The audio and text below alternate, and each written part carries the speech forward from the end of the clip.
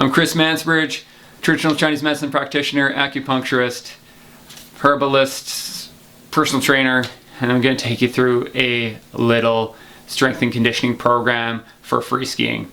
So if you're watching this, you want to start exercising, I'd recommend jumping on the rowing machine or on the exercise bike and just listen to this for a few minutes, because I just want to set the groundwork of what we're doing, and I think it's important you know why we're doing it. So free skiing is a unique sport because we don't just create strength to jump higher or run faster like so many other sports.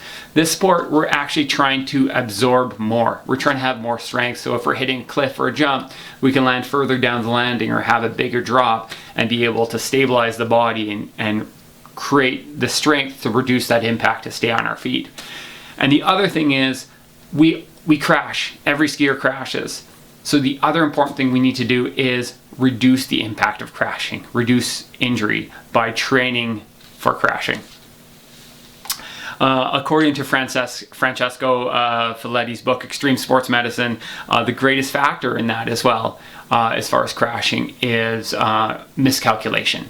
So think about when you're up the ski hill, the first thing we can do right away to help reduce injury is to ask ourselves if we're in the right headspace to be doing this. Have we had a big fight with our partner?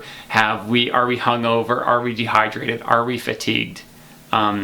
Is there something about the conditions we don't know about? Because all these miscalculations are the greatest factor to creating injury. So right away, just taking that piece of advice, you know you should be able to ski safer. So our goal is to progress in free skiing and to reduce injury.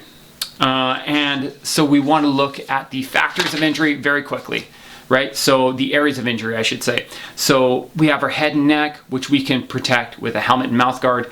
Our neck, we can actually protect by creating more strength in the shoulders. We don't need big strong shoulders to be able to ski well, but big strong shoulders help us by creating some armor and some stability in the shoulders, so we don't have a dislocation or shoulder tear or shoulder injury that prevents us doing the sport we love. So by stretching the neck and by doing shoulder exercises, which we'll do today, we can help reduce those injuries and keep you skiing longer. Also with back injuries, which are very common in skiing, we're going to address those by training our glute med and glute max, which are often turned off on skiers, and help turn on and stabilize the core through core exercises. The stronger the core is, the more we can distribute the impact of landing through the legs, through the core, and into the rest of the body, and create more stability and balance to help us keep on our feet. We also want to look, of course, at our knees, which is, one of the most season-ending injuries, particularly that of the ACL. Now, this is something we can address through increased hip stability, but we also want to look at the ways people injure their knees.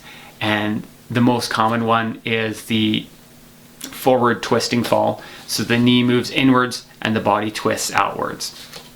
The second most common one, but it's not so much common in free skiing as beginner skier, is phantom foot, right? The snowplow crossing up your skis and falling backwards, twisting fall. Now both these I think can be reduced by increasing hip stability, which we'll do some exercises for. And the last one is the backseat landing on your tails, having that interior drawer shear of the skis rocketing forward as your butt falls back, and the knee the shin gets drawn forward as the femur draws back.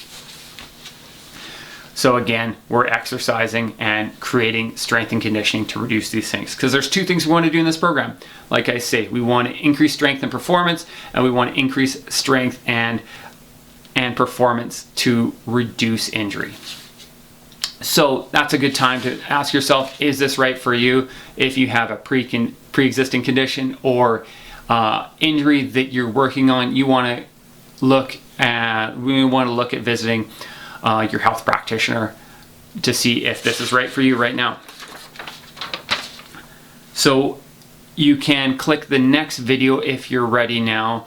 Maybe take a few more minutes on the bike if you're on there, and we're going to start with some exercises to turn on some of those muscles we're talking about and create more strength.